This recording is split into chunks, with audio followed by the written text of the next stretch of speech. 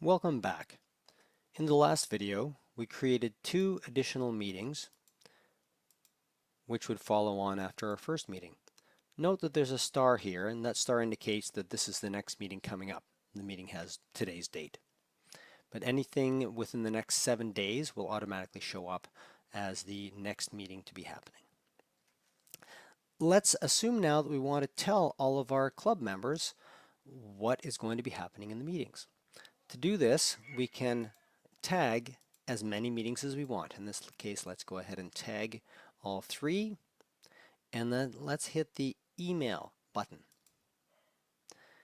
It comes up and tells us you have selected 3 meetings, and now you must select 1 or more Toastmaster recipients. Recall, of course, that this will only work in terms of emailing if you've gone into the club settings and set up the SMTP settings for that purpose. We'll go ahead and say, okay, we want to do that. It's now asking us to select club members. You'll notice there's a new button on this screen that says select. So we can manually tag each of these if we want, or you can just right click and hit tag all.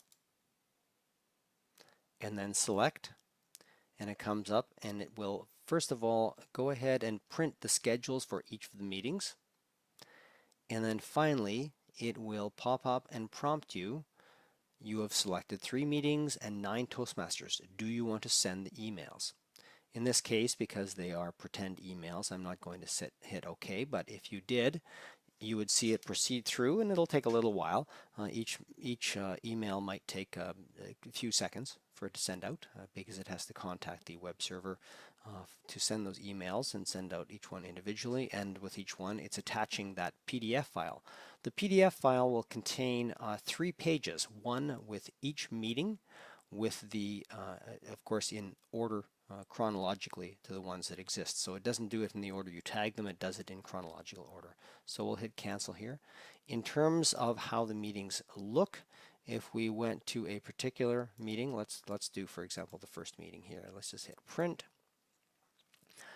It will ask you how many copies do you want, which is quite handy if you are about to print off a bunch of schedules to take to your meeting so that you can hand them out to your fellow members. You might want to print off 10 copies because there are 10 members there and you might have a guest, or more, of course, if you expect to have more. In this case, we'll just say 1,